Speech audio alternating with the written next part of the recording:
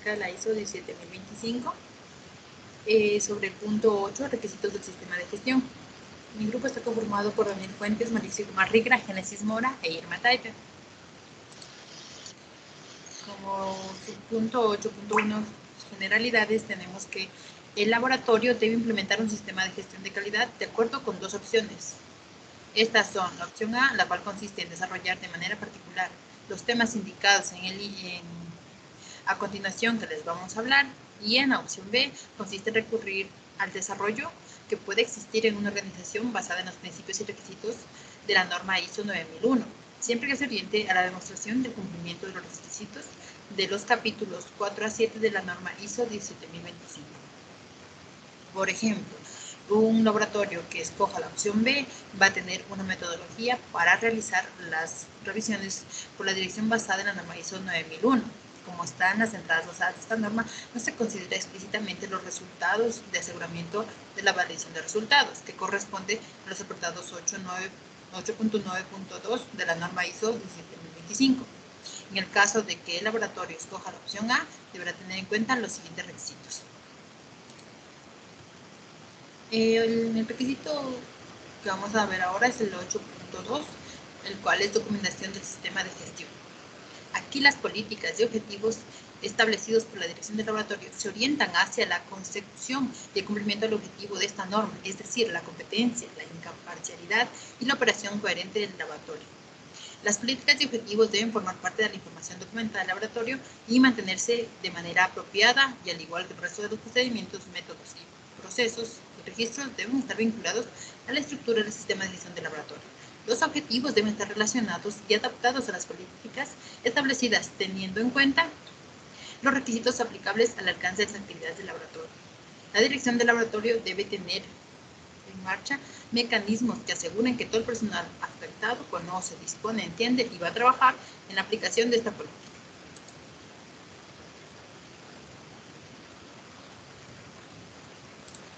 Como punto 8.3, que es el control de los documentos del sistema de gestión, tenemos aquí que en el laboratorio se va a establecer el desarrollo y también se va a aplicar documentos en sus diferentes formas y tipos, si es necesario poner en marcha mecanismos que aseguren el control adecuado de los mismos para garantizar la posibilidad de información actualizada, relevante y pertinente, optimizando su uso. Estos mecanismos serán aplicables a diferentes soportes en los que el laboratorio haya plasmado sus formas de actuar y sus métodos de trabajo, ya sean de origen interno o externo. Estos se diseñan para facilitar la elaboración, el archivo y la gestión de la información. El control de los documentos, incluyendo los formatos de registros, deben estar presentes de tal manera que se asegure su eficacia, mediante el establecimiento de criterios como necesidad de establecer un sistema de codificación que facilite su asignación, localización, revisión, disponibilidad para su uso y su búsqueda. Ya. Como el punto 8.4 es el control de registros. Como se indicó en el apartado anterior, el laboratorio debe establecer una metodología para el control de sus registros que garanticen la identificación en relación en formato asociado para que lo diferencie de estos de la información contenida. El almacenamiento, conservación y archivo, la protección en cuanto a cambios autorizados en los contenidos originales, la recuperación en el plazo de conservación marcado en función de las indicaciones del cliente, salvaguarda la confidencialidad de la información, la eliminación en cuanto a su disposición final o archivo indefinido cuando así se establezca por el laboratorio. La siguiente, por favor. Es de las acciones para abordar los riesgos y oportunidades. Aquí se piensa en los riesgos como una herramienta para la planificación de la actividad de los laboratorios y no como un fin en sí mismo, ya que obtenemos resultados coherentes y aplicables a la dimensión y orientación de las actividades del laboratorio y no se centra en la metodología empleada. Ya las actividades de laboratorio tienen diferentes niveles de riesgo, por ello la planificación estratégica de los laboratorios toma en cuenta los requerimientos de la norma para poder adaptarlo a su situación y prever errores futuros, tanto internos como externos. Y esto se revisa periódicamente por el laboratorio. La siguiente. En el punto 8.6 se habla sobre la mejora. Aquí tenemos que, según las consideraciones realizadas en el apartado 8.2 de la norma, se especifica que la dirección debe apostar por claramente tomar la iniciativa y el control del desarrollo de acciones de mejora. Esto va a suponer que la mejora continua se incorpore en la cultura del laboratorio como una conducta integrada en el día a día de su personal liderada por la dirección, que potencia la participación y colaboración de los responsables de las actividades. Este enfoque nos va a permitir a su vez que desde la práctica se pueda reconocer, clasificar y seleccionar situaciones sobre las que se pueda actuar como optimizar, corregir o desarrollar el sistema de gestión con el fin de mejorar su desempeño. Las situaciones de mejora pueden estar asociadas a líneas estratégicas para el desarrollo de nuevas actividades de laboratorio o ir encaminadas a la adecuación de metodologías ya existentes. En cualquier caso, aquí se debe abordar de manera planificada, teniendo en cuenta, por ejemplo, el motivo para la mejora y sus consecuencias de la integridad del sistema de gestión. A su vez, también se debe tomar en cuenta el grado de rendimiento, esperando el cambio de comparación a la efectividad actual, la asignación de responsables y plazos para la ejecución de las actuaciones establecidas, la asignación de recursos cuando se haya identificado también como necesario.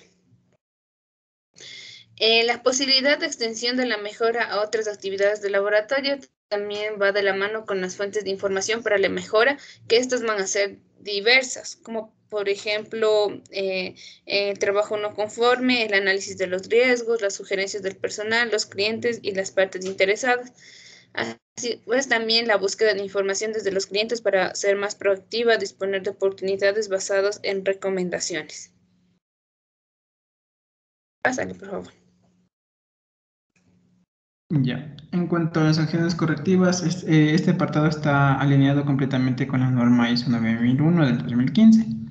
Cuando el laboratorio detecta e identifica un trabajo no conforme, este debe actuar con agilidad para corregir la situación, asumiendo la responsabilidad de las consecuencias que deriven de la misma. Y a continuación se debe identificar las causas que se ha podido originar el trabajo no conforme, evaluado también sus efectos y su extensión. Con esta información se pondrán en marcha las acciones correctivas necesarias y dimensionadas en función de la información del análisis anterior. Se asignarán responsables y plazos para la realización e implementación de las acciones correctivas, así como responsables y plazos para la verificación de la eficacia de las mismas.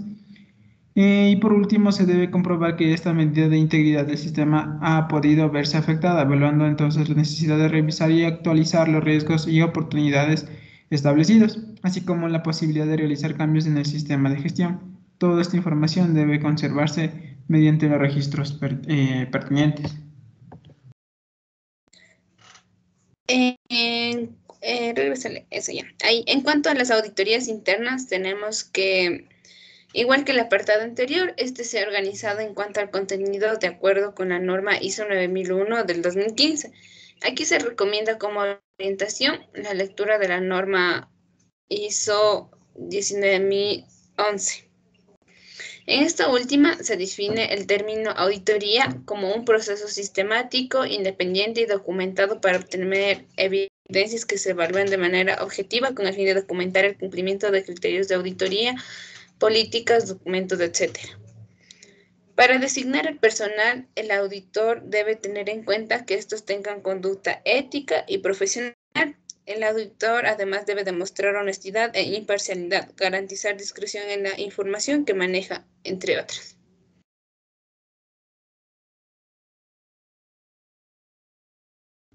Ya, en cuanto a la revisión por la dirección, en este último requisito se plantea un contenido básicamente idéntico al de la norma ISO 9011 del 2015. Esta revisión por la dirección debe ser una actividad planificada y programada cuyo objetivo es el estudio de toda la información generada por el sistema de gestión y las actividades del laboratorio en el periodo definido para mejorar el desempeño del laboratorio.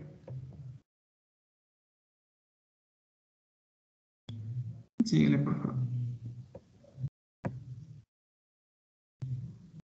Entonces, como conclusión, tenemos que en el apartado 8 de la norma ISO 17025 tiene que tener un registro y control de todos los documentos que se obtengan al implementar el sistema de gestión de calidad y cada año se debe revisar. Además, se debe tener un control de los posibles errores o cosas que se pudieran suscitar para de esta manera evitar errores futuros. Pásale, por favor.